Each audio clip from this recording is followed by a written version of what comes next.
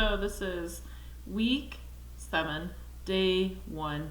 And I'm going to do both the minute 86 for this one, and I'm also going to do the week 7, day 1 surface area and volume per cylinder. So I'm just going to do both of them on the same video. Fast forward if you need to. If the time is 2:12 p.m., how many minutes ago did the time turn noon? So you just want to go back. So you go back 12 minutes and then 2 hours. So if you're writing 12 minutes plus 2 hours, which is 120, so you would add 12 to 120, which would be 132 minutes. For problems 2 through 3, use the picture to the right. The diameter of the largest circle is 24. So this is 24. So that means the diameter of all of this is 24. What is the radius of the smaller circle, which would be a fourth? So it would be 6. So if you divide this into fourths, each section would be 6. What? 6 what? Why don't they just put a unit? I don't get that. What is the diameter of the smallest circle? Well, if it's 6 and 6, the diameter would be 12 units. And I'm going to say units. I don't know why they don't at least put a unit. It's so ridiculous. For problems 6 through 4, evaluate if A is 3 and B is 4. If A is 3, so that's 3 squared plus 4 squared, I would have 9 plus 16. I know sometimes we just get in a hurry and then multiply out, but make sure you check your work. You would end up with 25. If A squared plus B squared, which is what we just did, so we would end up with the same thing. What is the square root? Well, that's 25, so you'd have 25. What's the square root of 25? The answer would be 5. A times B squared. So A times B, 3 times 4, which would be 12. And then you would square that. So 12 times 12 equals 144. For problems 7 through 10, use the chart to the right. In which quadrant? Oh, okay. So sorry, I just had to stop and think. I'm like, that's not a quadrant, that's just like, okay, so if you're thinking of a quadrant where you have positive, positive, so then this would be negative, positive, so you're looking for your coordinate graph like that, negative, negative, and then positive, negative. Okay, so this is quadrant 1, quadrant 2, quadrant 3, and quadrant 4. Alright. It asks, what would be the point for x2, so x2 and y2, so it would be quadrant 1.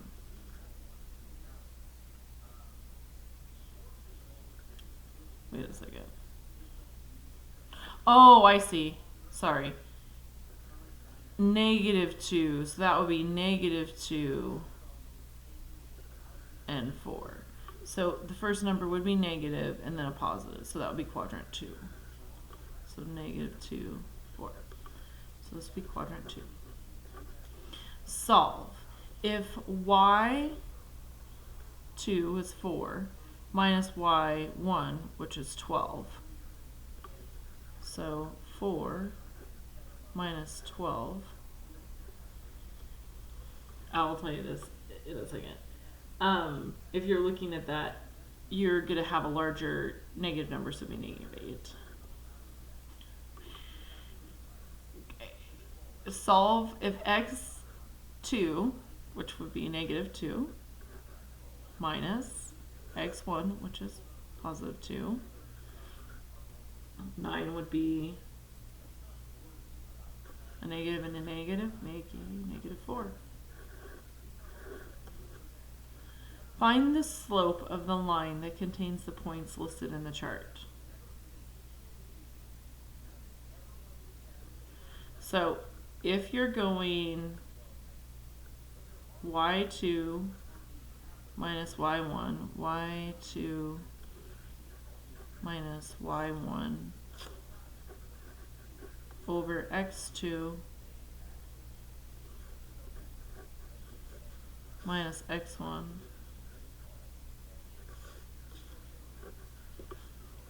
if you wrote it this way, your y would be -8 over -4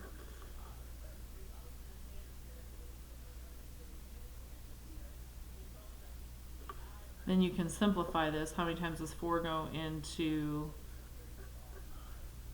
-4 goes into -8? It'll end up with the positive because you do negatives, so 2. The slope is 2. Alright, next, fun times. Here we go. Should have recorded how long this took because they can only go 15 minutes. Week 7, day 1.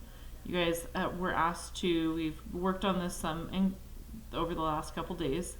So finding the surface area of the object, rounded to the nearest tenth for the answer. So we're just looking and inputting this in. Rounding to the nearest tenth might not be that big of a deal because right over here we're going to use pi as 3.14 instead of actually hitting the pi button. Basically it'll help us round that. And in 6th grade, even on the state test and stuff, they give you pi as 1.34 or 3.14, sorry.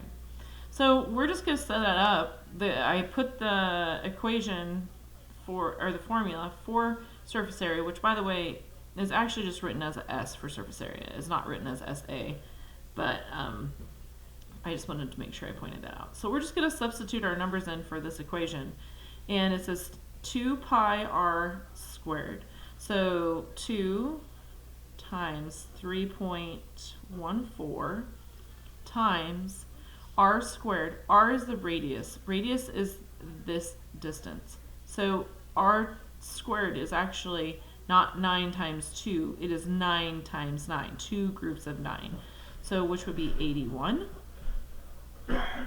And then we have to add our next section, 2 pi times pi, which would be 3.14,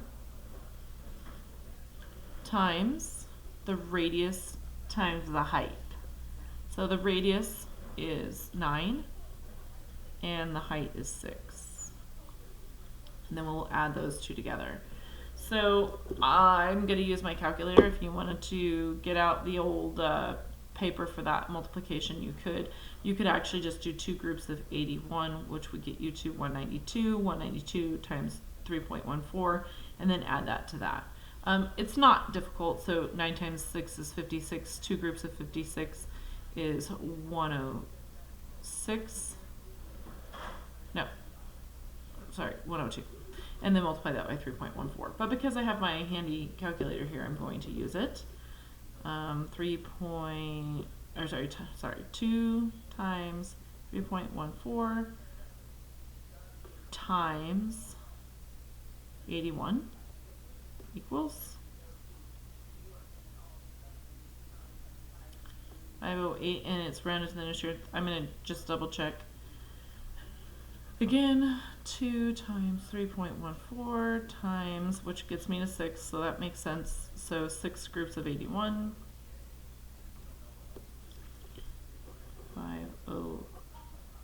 508 and 68 hundredths plus, remember we're looking for the surface area, so it'll be all the way around and the top and the bottom.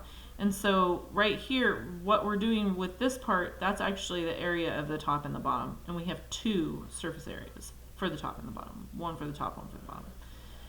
Now we have 2 times 3.14 again, which is the same, 6.28 times 9 times 6 is 54. So I'm just going to do that and write that here. So